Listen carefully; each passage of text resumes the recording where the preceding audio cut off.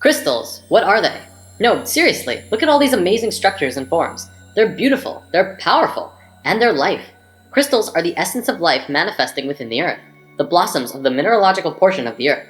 Recognition of these energies and forms of crystals can greatly benefit your personal growth. It is a very basic consciousness, not as intricate or advanced as some life on Earth. Crystals definitely don't have the thinking capacity of humans, or even the biological reproductive systems of plants, but they are life. And today I'm going to show you how this works. Crystals are defined as being a mineralogical body with a characteristic internal structure and enclosed by a symmetry of plane faces. They are, however, much more than that. We've discussed before that everything in the universe is a vibration, existing through many different frequencies at once. Our physical bodies are on this physical plane, but the sounds that we hear vibrate to a different frequency, as with smells and even thoughts. Crystals also vibrate to many frequencies at once. Health is the natural state of any form in the universe. Considering the vibrational existence of reality, health comes when the frequencies of anything are in balance and harmony with itself. When patterns of energy are disrupted, we experience a state which we know as disease, which is a body that's not at ease. The resistant, discordant energy patterning is responsible for every negative symptom we experience, everything from headache to cancer. Crystals and gemstones have a vibration that is free of resistant patterns. They are among some of the structures in the physical dimension which have the most balanced, cohesive, strong, and intentional frequencies. Their unchanging physical structure is a reflection of their innate energetic pattern of balance and strength, which are incorruptible. In the physical world, you pick up a crystal and feel it as something separate from you that you're just holding. But on higher frequencies, you're actually interacting with that stone energetically. This interaction then causes changes to your structure and psychology through your own energetic systems. It begins a process of rebalancing the energetic structure of your body, and in a sense, can help you heal. Now, consciousness is of course the determining factor of if you are going to be accepting of these new frequencies coming into your being through crystals. I'm not going to say crystals will heal you, because if you fight them and are non-receptive to these frequencies, you will continue to create the disharmony within yourself. Ultimately though, crystals can be used to retune your whole being back to a state of harmony and flow. Crystals have been used and revered since the dawning of civilization. In fact, the Christian Bible refers to crystals over 200 times. Precious stones were used in the foundation of New Jerusalem. They were also used in the breastplates of Aaron, the Hebrew high priest. Crystals have been discovered in the ruins of Babylonia and in ancient tombs of Egyptian and Chinese rulers. This wouldn't be spirit science without some sacred geometry though. Remember the 5 platonic solids? Science understands that all atomic patterns and molecular structures were based on these 5 forms. They create the forms that the universe manifests through. Well, here's the atomic structure of a beryl crystal. It's the flower of life, the creation pattern flowing through the structure of this crystal. Now, not all crystals are like that molecularly, but they are very geometric. There are 6 categories of crystals. Of course, there are lots and lots and lots of kinds of crystals, but no matter how many there are, they will always be in one of these categories: isometric, tetragonal, hexagonal, orthorhombic, monoclinic, and triclinic. For the most part, all of these systems are derived from the hexahedron, also known as the cube. One of the biggest things about crystals is that they can transmit frequencies. From a metaphysical perspective, we can transmit thoughts and emotions through crystals, but scientifically, does that make sense? Would you believe it if I said that pretty much all of modern computing technology was based on the living element of crystals? Consider the radio. The first radio was a crystal set. They would cut a piece of quartz crystal and touch a wire to it. The frequencies transmitted through the crystal. The quartz! That's right. The molecular arrangement, of course, is very stable and has a measurable frequency, and because of this, it can be used in basic technology. Nobel Prize winner Marcel Vogel discovered that crystals can be reprogrammed as silicon chips in a computer, and can also be programmed with the energy of consciousness. He discovered that when a person uses a computer, thoughts are transmitted into the computer by pressing on a keyboard. That information is stored in silicon chips via the medium of electricity. Thought is a form of energy which can be given direction through what we call intention. He concluded, due to this discovery, that crystals could also be programmed without the need for electricity, by using just thoughts as the informational energy. Another interesting find is that quartz is composed of silicon and oxygen, a combination known to geologists as the building block of all minerals. The living element within crystals is silicon.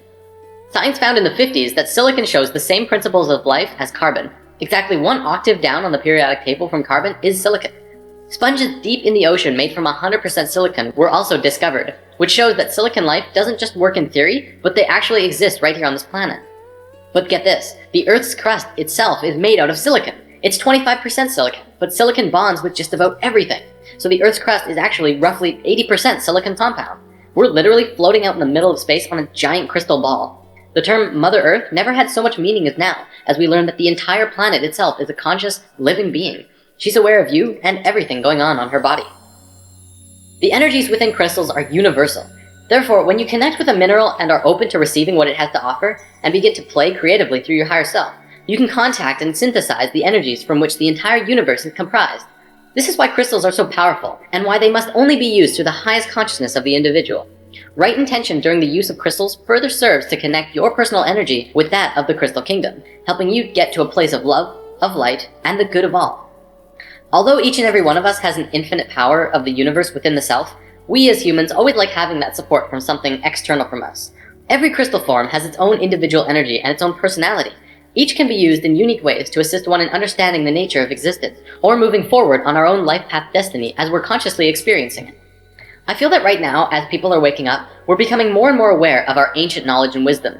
Part of that information that is returning to us is the nature of crystals. I see crystals as being very monumental in the evolution of humankind. They could provide a lot of love, light, and insight for many who are struggling with their own inner demons in this coming time. Things are getting more and more intense, but it's also providing people with the opportunities that they need to raise their own vibrations and frequencies to a level of light and happiness. Healing has to come from within.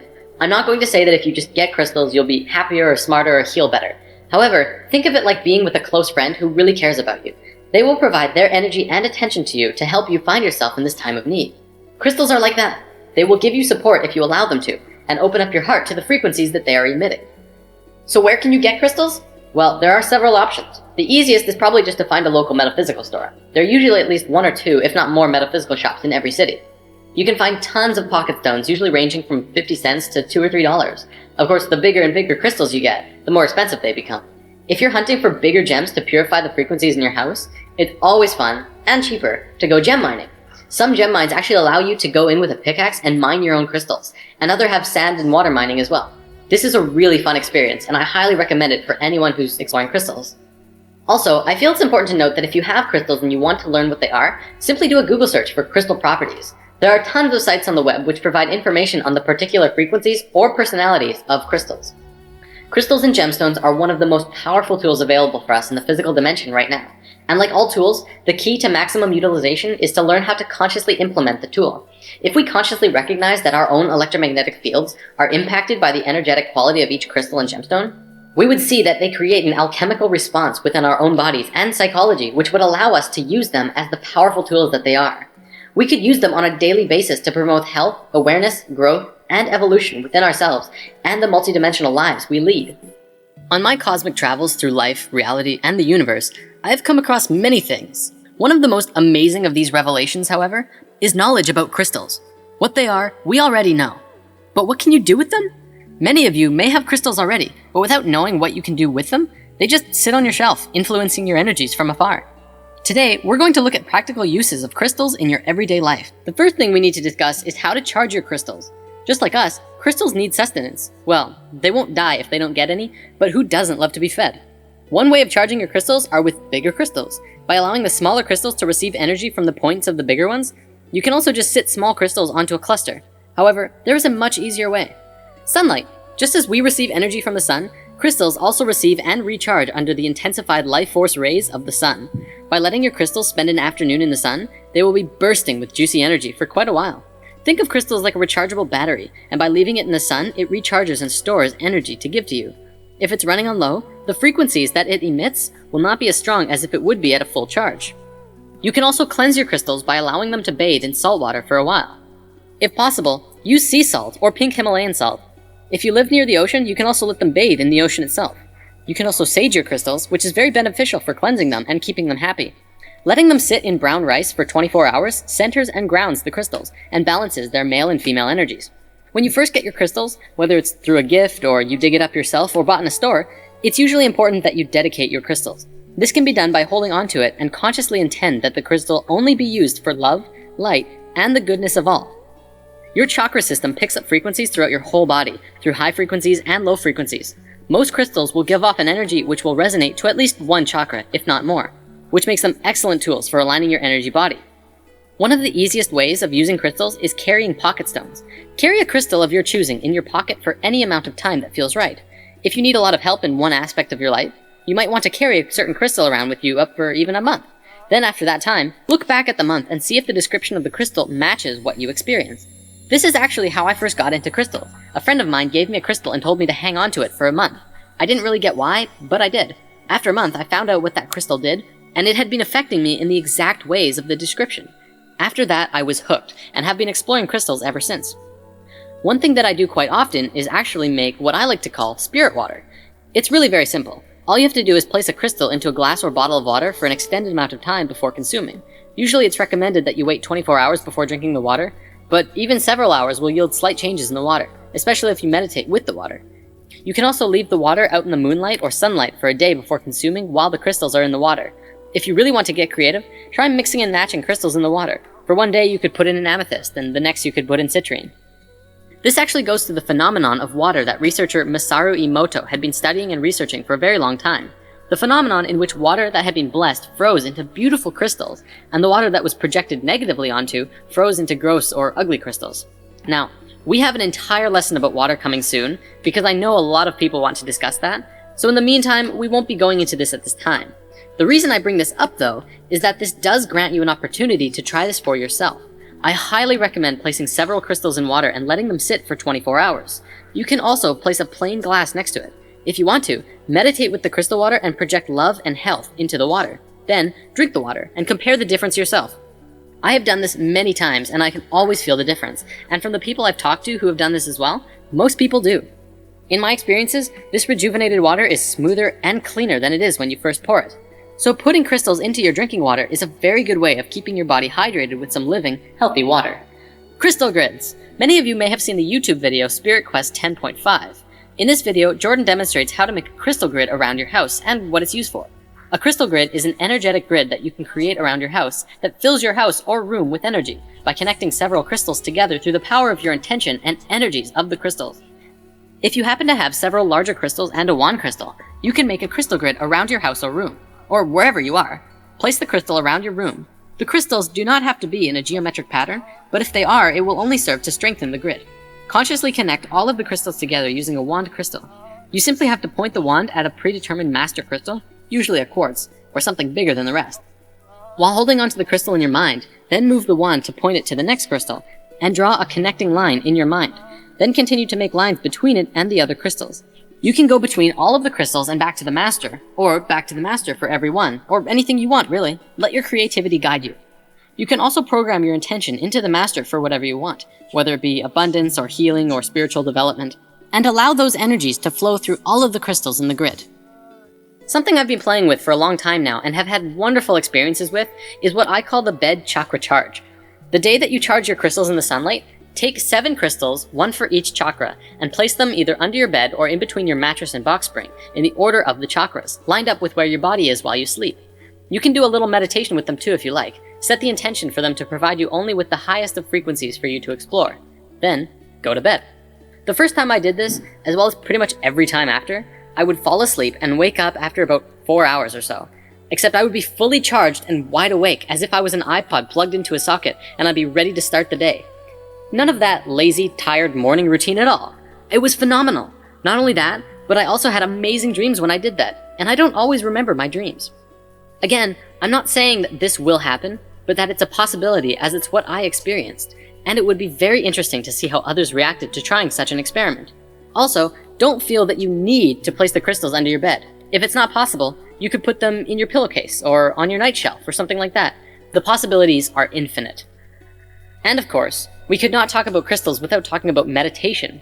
You can learn so much from crystals by working with them in meditation, and they can also greatly benefit you with finding the peaceful meditation state if you're struggling with it.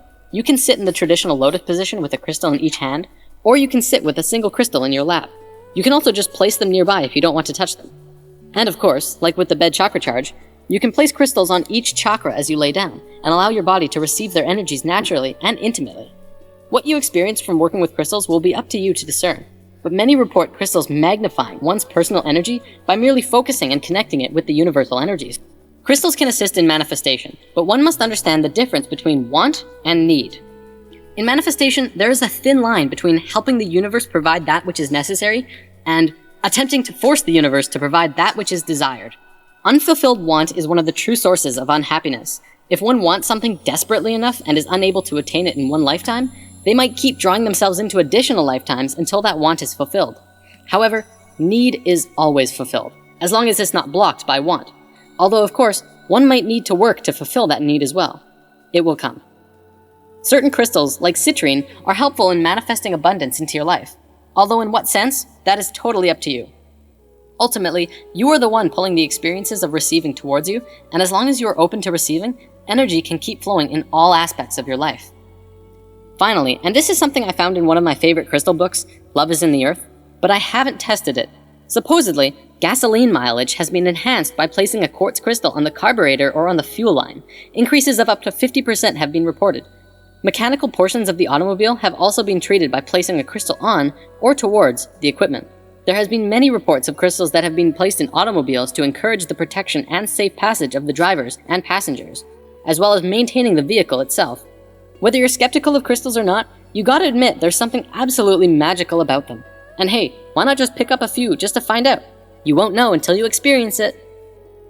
And now we're going to look at some crystals that are more commonly used in crystal healing and energy work, so that you know exactly what kind of crystals are best suited for helping you on your path to ascension, as well as the shapes and forms that they come in. Crystal fun fact for the day, almost all crystals grow in hexagons, which we know from sacred geometry is a very pure form that comes out of the flower of life. Supposedly though, there's a very rare crystal that grows in a star tetrahedron or Merkaba form. I've never seen pictures of it, but if anyone out there has information or pictures of such a crystal, I would love to see it, and we could show it to everyone on Spirit Science. Okay, let's start with crystal formations. When a crystal grows on a base called a matrix, it forms what is called a crystal cluster. They generally look something like this and emit a massive amount of positive energy into an environment. They're great for having around your home or workspace. Most crystals grow terminated, which means pointy on one end like this. Sometimes you can find double terminated crystals, which grow in clay pockets instead of on a matrix. They are pointy on both ends and emit energy from both sides. Geodes are another great formation for having around the house. These are mineral products of volcanic bubbles. Very powerful. Crystal spheres are crystals that have been contoured into a spherical configuration. This is one of the most powerful forms a crystal can take because it emits the same frequency in all directions. When held or worn, they purify and fill the gaps in the entire auric field. If you have a larger one, you can gaze into the crystal to help with the evaluation of a present situation or circumstance.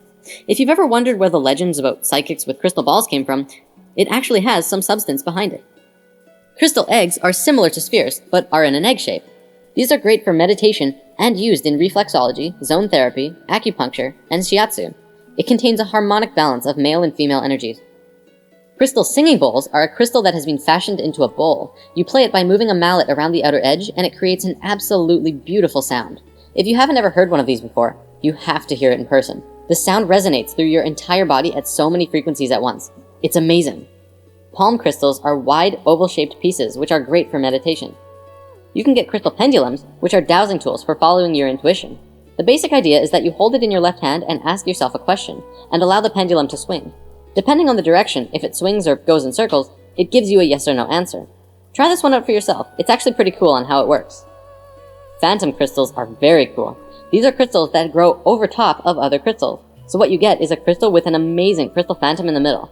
They're very beautiful, very powerful, and supposedly great for working with past life memories in meditation.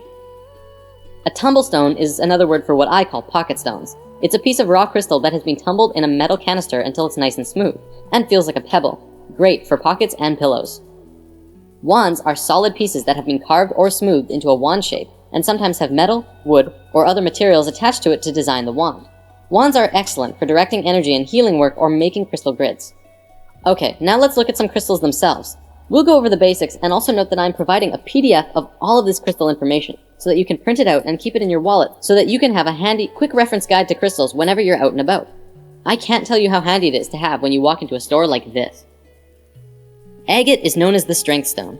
Courage and strength for body and mind. Facilitates perceptiveness and precision. Is grounding and energetic. Balances the yin and yang energies within the body. Aquamarine provides emotional and intellectual stability and clarity of the mind. Aids with self-expression, calms nerves, dispels intolerance, and helps banish fears and phobias. Amazonite aligns and balances the mental and etheric bodies. Calms nerves, aids creative expression, and cuts through illusion. Brings joy, clarity, and an understanding of universal love. Rose quartz is the stone of love. It balances, heals, and rejuvenates the emotions, cools hot tempers, clears stored anger, guilt, and jealousy, and encourages compassion and harmony. Calcite facilitates an awareness and understanding of nature. aids in the remembering of astral travel experiences, and alleviates fear. Carnelian aids concentration and memory, stimulates the inquisitiveness and dispels apathy, enhances attunement with the inner self. Lapis lazuli enhances awareness and intellect and enhances psychic abilities, helps overcome depression, aids creativeness and protection. Smoky quartz dispels negativity and releases emotional blocks, provides grounding and protects, as well as enhances channeling power. Clear quartz is the spirit battery, excellent for meditation, amplifies energy and thought, as well as dispels negativity, aids communication with every dimension. Amethyst is the peace stone, ideal for meditation and enhancing psychic abilities, a great calming influence, very protective and inspirational, radiates with divine love. Malachite aids intuitiveness and transformation, balances, clarifies the emotions, and clears the subconscious blocks and reduces stress. Sunstone dissolves negativity while grounding your root chakra and providing the energy of the sun in the palm of your hand, enhances the masculine nature, and is great for working on projects. Moonstone, on the other hand, stimulates confidence and balances the emotions, helps with intuitiveness and perception, enhances the feminine nature, and clears the auric field. Peridot inspires happiness. This one is great for making your days brighter, strengthens and regenerates the individual, and reduces anger and jealousy. Selenite is an excellent stone for pushing further spiritually. It stimulates the third eye and crown chakra, and provides clarity of the mind and expands one's awareness of the self and those around you. It is very intense, this crystal. And these giant crystal mines in Mexico are actually selenite. Just remember not to use it in water, as selenite does erode, and you'll be drinking little crystal bits, which probably isn't best for your digestive system. Citrine is the stone of abundance, joyous, warm, and energizing, raises self-esteem, stimulates mental focus, and aids the enlightenment with the higher self, attracts and maintains abundance. Kyanite is a fantastic stone of alignment and strength. It never needs to be cleansed or charged in the sun. It grows in long, fibrous strands, and that's what it does to your energetic body. It strengthens and aligns all of your chakras to each other. Obsidian grounds and protects against negativity, aids in the understanding and clearing of subconscious blocks. Tourmaline is the protection stone, wards off fear and negativity and protects on all levels, enhances inspiration and encourages self-confidence and understanding. Sodalite rationalizes and aids clear thinking, bringing clarity and truth, enhances communication and creative expression. Tiger's Eye brings cheerfulness and optimism, enhances clarity of thought, balances the yin-yang energies, and helps soften stubbornness. Now, what we just looked at were a very basic and simple understanding of all of these crystals. If you really want to dive into each one, there are literally pages and pages of things that you can read about every individual crystal as well. The different properties they have, the energies they hold, the frequencies they emit, and the structure of the crystal themselves, and why it's relevant. There's a lot more that we can go into, and by Googling each one of these crystals yourselves, you can also find tons of more information about these crystals. We're going to start by talking about orgonite, and then we're going to move on to what I call the crystal movement. To discuss orgonite, first we must discuss the basics of orgone energy. Simply put, orgone is energy. In fact, it's another name for the multi-named etheric energy that is everywhere and embodies all things. Reiki energy, prana, biomagnetic energy, chi, soft electrons, and life force energy are all names for the same thing. An orgone matrix or orgonite crystal device is a device that provides assistance with working with these etheric energies. Orgonite both releases orgone energy when stimulated by other forms of energy and has the capacity to change orgone energy from one state to another. It is especially suited for dissolving negative energy in an area and converting it to balanced, healthy energy. This makes it especially useful in a wide range of applications, from alternative health, radionics, and other traditional metaphysics. Where did orgonite come from? Well, in the 1930s and 40s, Dr. Wilhelm Reich was able to detect and measure the existence of etheric energy, which he called orgone, using a modified Geiger counter. He determined that by stacking alternating layers of fiberglass, which is an organic substance, and steel wool, an inorganic substance, you could attract and collect orgone energy of both positive and negative polarities. He called the positive energy POR and the negative energy DOR, which stands for positive orgone and deadly orgone. He began constructing a device that was able to successfully heal his patients of various ailments, including various forms of cancer, by having them sit inside the box for periods of time. In 1986, scientists at the University of Marburg in Germany published the results of a blind study which showed that 30-minute orgone accumulator treatments caused a consistent psychological effect. They published that their investigations displayed evidence for the assumption that the properties of orgone accumulators and its effect on humans factually exists. Reich's work continued into the 60s by a really open-minded Russian scientist named Dr. Nikolai Kozyrev, among others, who also scientifically proved that such unseen energies do exist all around us. This work led to the Soviet military using torsion field sciences in their military defense applications, which shows that amazing discoveries that can change the world can both be used for the light as well as the dark. In continuing this work, modern science has taken it to whole new levels in trying to figure out the nature of dark matter, zero-point energy, and the vacuum flux, and these are all discussions for another time. In 2000, orgone accumulators came into being when Don and Carol Croft discovered through much research that mixing organic fiberglass resin and metal chips poured into a small molds like paper cups and muffin pans would produce a substance which would attract etheric energy. Then, by putting crystals into the mix, you get something even more amazing. Carol Croft, who was incredibly gifted in sensing etheric energies, found that adding a quartz crystal to the orgonite would cause the orgonite to not just attract all kinds of energy, but rebalance and transmute all of the negative energy into positive. As we learned in Crystals 1, this is because the molecular structure of quartz is incredibly stable and harmonically aligned with the geometry of the universe. Organic substances attract and hold a scalar charge, while metallic substances tend to repel it. Basically, orgonite pulls in bioenergy, and while energy is inside the device, metal particles and organic resin both push and pull on it in all directions at the same time. This puts friction on the energy, where the crystal will begin to create order from chaos by aligning the structure of the energy into a more positively aligned pattern. Crystals and gems all have their uses that we've looked at, and orgonite does too. Orgonite is good for putting in an area that is needing a transmutation of a lot of negative energy into positive energy, and depending on what that situation is, you may need lots or very little. There's actually one final thing I'd like to bring up about orgonite, which is actually called tower busting. It has been widely experienced that the widespread use of cell phone towers create a thick blanket of DOR, or negative orgone energy, around the areas between them. This saturates our homes and communities with negative energies that promote drought, negativity, fear, and so on. I'm not saying that the towers are causing the negativity of the world, but perhaps just stimulating or intensifying it. However, it has been experienced that this can be remedied by placing or burying orgonite at the base of a cell phone tower. Thousands of aware and selfless, beautiful people in the world have begun doing this and slowly helping out in what is being called the orgonite gifting movement. And this is happening all over the world. And we need your help as well. To find out more about orgonite, check out www.orgonite.info, where it talks about the science behind it and the gifting movement and how to get involved yourself. Or check out the link in the comments to an article by my friend Trey, who makes orgonite and has written a big explanation about how and why it works. Now we're going to move on to the crystal movement. Now, I realize from the title you might be thinking, what?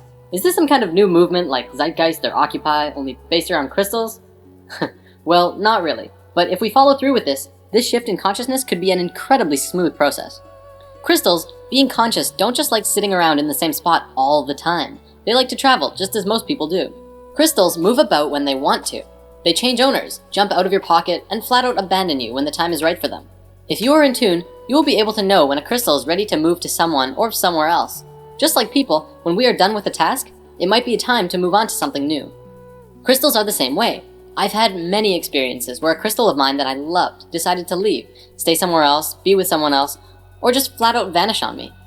It's all fine though, because that's where it went, which means that's where it needs to be. The crystal movement is about the movement of crystals across the world and into the hands of the people. It's time for crystals to help the human race find ourselves and return to a higher state of awareness and frequency by bringing in pure and high frequencies that we need.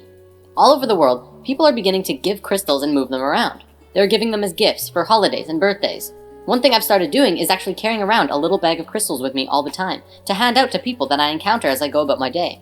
When a person who's down on their luck asks you for some spare change or a cigarette, you can reply, "Sorry, I don't have any change, but I'd love to share a crystal with you," and then briefly describe what it is this particular crystal does, if you know, and wish them safe journeys on the path that they are walking. I encourage everyone to try just doing that. What you're doing is literally giving out a little pocket of love or abundance or insight, and who knows what will manifest into their life. It feels absolutely incredible. It's so good to share crystal magic with people and to see their eyes light up when they're holding their brand new rose quartz or kyanite or whatever. Ultimately, it's just spreading goodness. If you're shy and don't necessarily want to hand them out to strangers, you could also just leave them wherever you go. Jim Carrey said that he used to go around and write, "Have a great day" on $20 bills and leave them around the city for others. You can do that with crystals. Can you imagine the feeling of stopping to tie your shoe and finding a beautiful piece of rose quartz just saying, "Take me." Now imagine being able to give that to others. Compassion, love, and gratefulness are such powerful and incredible emotions and frequencies, and love will be the force that brings us together. Now, we have mainly been focusing on what smaller crystals can do. Pocket stones are wonderful on an individual basis, but now let's come up with some ideas that we could do with larger crystals. Large crystals are very powerful. You can do a lot with large crystals, and you can help a lot of people if you put them in the right places. For example, putting large geodes for healing and love in hospitals could help many people recover incredibly quickly. Crystals around your home can influence or aid in your family life. Putting crystals in the classroom could help students both learn and grow more as individuals and communities. We could install large crystals of abundance and love into homeless shelters, and who knows what could happen. Even smaller businesses can benefit with some crystals around the office or work environment. I feel it's very important that we start investing in crystals and fast, not because of the economic reasons, but because of what it will do for us and what beauty and love it could bring into our lives. So how do we do this? This is probably something that needs some organization, and we need to follow through. On the Spirit Science website, we've been partnering and working with many people who work with crystals. Our friend Kiko makes chakra necklaces, which you can get through the site. We're also working with my friend Trey, who makes orgonite to help get as many of these orgonite devices out to the world as possible. How about bigger crystals? We feel this is have to going to work on a community basis. Obviously, not many people have hundreds of dollars to spend on crystals to share with their communities or workspaces, or local hospitals, shelters, and schools. However, collectively we do. I encourage everyone who is on board with this to share these videos and information with all of those around you, and look into collectively pooling your resources into bringing some powerful, energetic fountains into your environment. Not only will this bring in a lot of good energy, but it will also create a lot of love connections between the individuals who are sharing the experience of getting crystals together.